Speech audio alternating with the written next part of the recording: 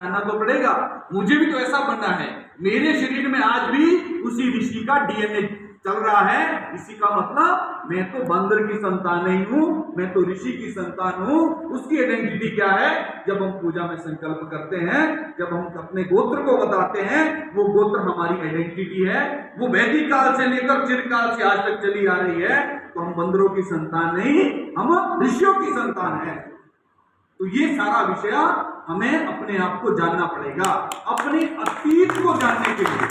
अगर संस्कृत नहीं पढ़ेंगे तो आज तक बहुत लोग यही माने कि हम बंदर की संतान है।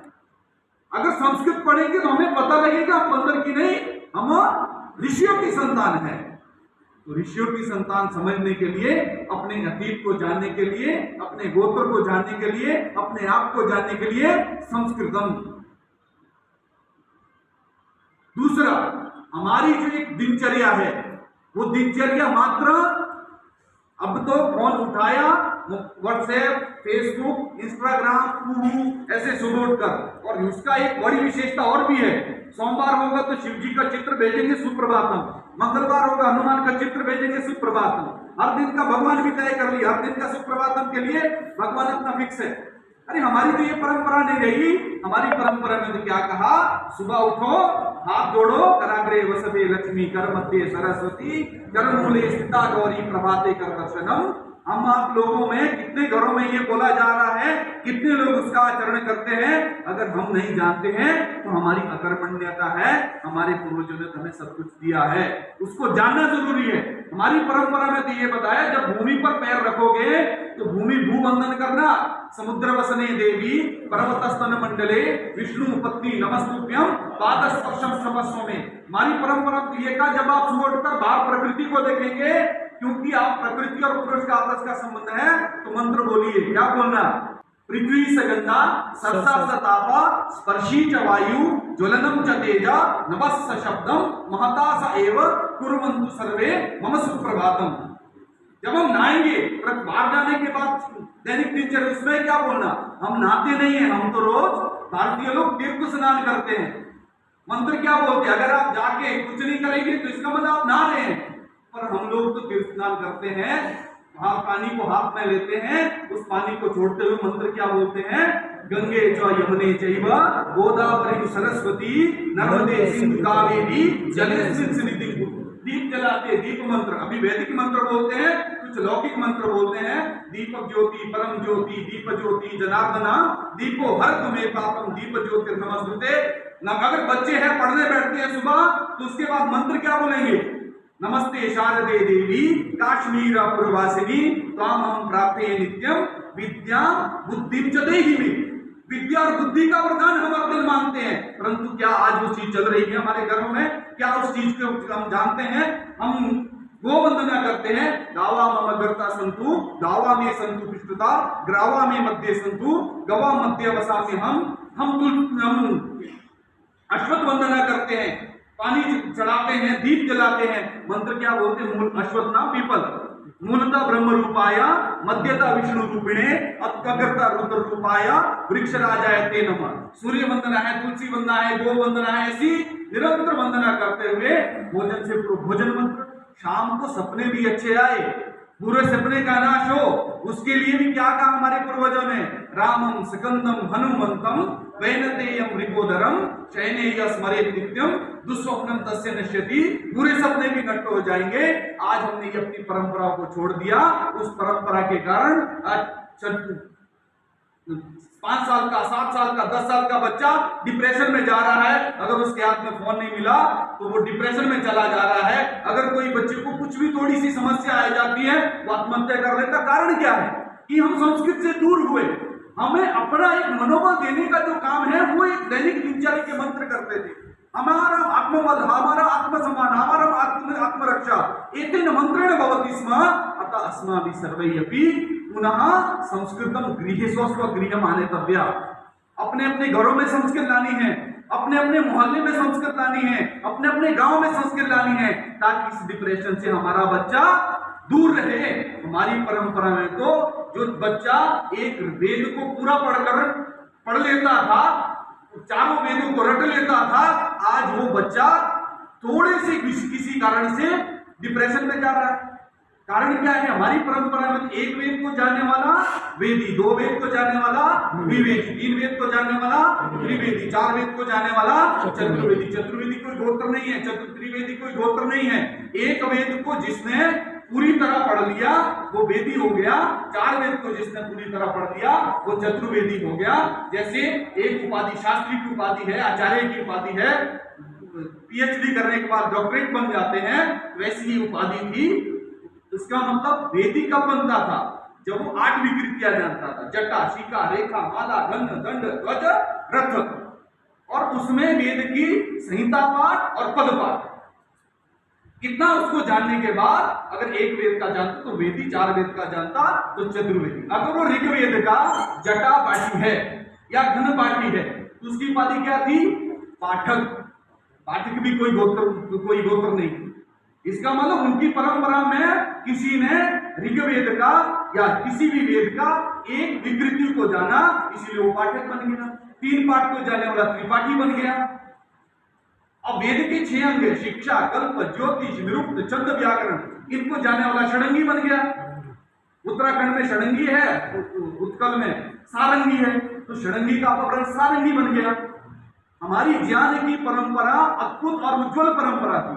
हम नालंदा और तक्षशिला की बात करते हैं, उसके अलावा जगदल्ला था, वल्लभी था, विक्रमशिला था, उसके अलावा कुछ पीठ थे, शारदा पीठ, जहां पर बोलते हैं ईसा मसीह का जो अध्ययन हुआ जम्मू कश्मीर के शारदा पीठ में हुआ। वो संस्कृत के अच्छे विद्वान हैं। ऐसे शारदा पीठ है, जालंधर पीठ है, पूरी पीठ है, ऐसे देश भर में कितने पीठ थे। इसका मतलब संस्कृत की एक समृद्ध परंपरा रही है, उस परंपरा के हम संवाहक बने। अगर हम नहीं कर पाए, हम अपने बच्चों को उस दिशा में प्रेरित करें ताकि अपनी भारतीय ज्ञान परंपरा, भारतीय जो विरासत है उसको हम बचा पाए, आने वाली पीढ़ी को हम कुछ ना कुछ एक संरक्षित करके ज्ञान की समृद्ध परंपरा को दे पाए। इसीलिए सबका ये का आवश्यकता बनेगी, हमें संस्कृत सीखनी है, अपने घर में संस्कृत लानी है, अपने गांव मोहल्ले में संस्कृत लानी है। नहीं तो धीरे धीरे ट्विंकल ट्विंकल लिटिल स्टार बोलने वाले बहुत मिलेंगे, कराग्रे वसते लक्ष्मी बोलने वाले कोई नहीं मिलने वाले। जॉनी जॉनी यस पापा सारे बोलेंगे, परंतु अपने वैदिक मंत्रों को, अपने लौकिक मंत्रों का उच्चारण करने वाला कोई नहीं मिलेगा। आज जैसे शादी ब्याह में एक परंपरा नहीं शुरू हुई, पहले गांव में एक गीत परंपरा थी। जब भी कोई ब्याह होता था, विदाई के गीत अलग थे, भिन्न भिन्न उत्सवों के गीत अलग थे।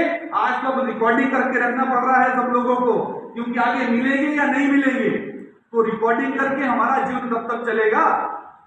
इसीलिए हमें अपनी परंपराओं को किसी न किसी रूप में संजोना पड़ेगा। उसके लिए अपने को जितना हम दे पाए समय, घर में बैठकर हम संस्कृत के लिए कितना समय दें, हम दिन का 1 घंटा 2 घंटा अपने भाषा विकास के लिए दे सकते। अपने बच्चों को बाल संस्कार केंद्र में भेजिए, वहां बाल संस्कार केंद्र में भेजकर वो मंत्र स्तोत्र सीखेगा तो अपने आप में वो एक ज्ञानवान भी बनेगा और धनवान भी बनेगा। उसके लिए हमें कोई ना कोई रास्ता तो खोजना पड़ेगा। हमारी चिंतन की जो ऋषि कल्पना रही है, उस ऋषि कल्पना के अनुसार अगर हम देखें, हमारी परंपरा में तो हमेशा उदारता रही है। सर्वे भवन्तु सुखिनः, सर्वे सन्तु निरामया, सर्वे भद्राणि पश्यन्तु मा कश्चित् दुःखभाग् भवेत्। अगर हमारी भारतीय चिंतन में कभी पर हित का चिंतन नहीं होता तो शायद हमारे पूर्वज ये बोलते, भारतीय भवन्तु सुखिनः, भारतीय सन्तु निरामया, भारतीय भद्राणि पश्यन्तु मा भारतीय दुःखभाग्। परंतु हमारे पूर्वजों ने क्या कहा? सभी सुखी रहे, सभी निरोगी रहे, सभी अच्छा देखे, कोई भी दुखी ना हो। हमारी परंपरा में क्या कहा? सर्वे वसुधैव कुटुंबकम। हमारी परंपरा में क्या कहा? अतिथि देवो भव, मातृ देवो भव, आचार्य देवो भव। ये हमारी परंपरा है। कृण्वन्तो विश्वमार्यम्। अगर पाश्चात्य परंपरा में देखें, हमने क्या कहा? आचार्य देवो भव, आचार्य को देवता के तुल्य मानना चाहिए। तो वहां कर क्या कहा? एक दिन टीचर डे करो, बाकी दिन कोई कुछ नहीं करना। Teacher day, mother day, father day, brother day, एक एक डे करके वहां की परिकल्पना अलग है, हमारी परिकल्पना अलग है। इसीलिए हमें उस परंपरा को कहीं न कहीं समाज में लाना पड़ेगा। हमारी परंपरा में कहा अतिथि देवो भव। आते ही तिलक किया, पुष्प डाला, इसका मतलब अतिथि देव तुल्य है। हर घरों में एक स्वागत की परंपरा है। आज शहरों में परंपरा अंबाला के या नारायणगढ़ के जो बड़े बड़े घर है उसके बाहर एक शब्द पक्का लिखा होगा, कुत्तों से सावधान। अब उसका अर्थ क्या है वो सब अपने हिसाब से समझ लेते हैं। कहां ये कुत्तों से सावधान की परंपरा कैसे है? हमारी परंपरा तो अतिथि देवो भव की थी, हमारी परंपरा तो स्वागत की परंपरा थी। तो कहीं ना कहीं अंधानुकरण तो हम कर रहे हैं। हमको किसी न किसी रूप में आज हम वेद उपनिषदों के नाम जानते हैं, आज अपनी परंपराओं को थोड़ा सा जानते हैं। हमारी आने वाली पीढ़ी, हमारे बच्चे जानते हैं क्या, हमारे पोते जान पाएंगे क्या? उसके लिए हमें आज से ही अपनी तैयारी करना है। अपने घर में संस्कृत का समावेश हो, मंत्र परंपरा हमें पुनः स्थापित करनी पड़ेगी। हमें किसी न किसी रूप में शास्त्र जो है, रामायण महाभारत तो सारा कुछ अगर किसी के पास है तो मंदिर में रखते, रोज पूजा करते, पूजाना प्रयोग आवश्यक है। और एक भ्रांति क्या हुई, राम घर में महाभारत मत रखिए, महाभारत रखोगे तो महाभारत हो जाएगा। ये संस्कृत को खत्म करने का एक सबसे बड़ा षड्यंत्र है। घर में गरुड़ पुराण मत रखिए, जिसने जीते जी गरुड़ पुराण पढ़ लिया उसको उसकी कर्मों का क्या फल मिलने वाला है वो सारी चीजें उसको नहीं। इसीलिए हम आप लोगों को किसी न किसी रूप में आगे आकर हमें संस्कृत को लेकर, भारतीय संस्कृति को लेकर, भारतीय चिंतन को लेकर आने वाली पीढ़ी इस विषय को लेकर आगे बढ़े। कहीं न कहीं अपना जितनी भी योग्यता है वो योग्यता का समर्पण हम संस्कृत के लिए करें। सभी लोग ये सोच मान के चले, तन समर्पित मन समर्पित और यह जीवन समर्पित, चाहता हूं मातृभूमि तुझे और भी कुछ।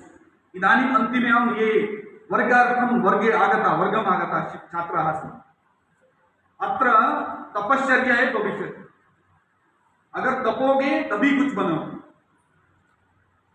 मान लीजिए मेरे पास 1 किलो सोने का पिंड है, 1 किलो सोना है, उसमें छेद में डालकर मैं गले में डालकर नारायणगढ़ की गलियों में जाऊंगा, लोग क्या बोलेंगे, पागल है, पता नहीं गले में क्या लटका के आ गया, यही बोलेंगे ना। अगर उसमें से 100 ग्राम सोना अलग करके उसका अग्नि संस्कार करके उसके आभूषण बनाऊंगा तो उसकी सुंदरता किसकी है? आभूषण की।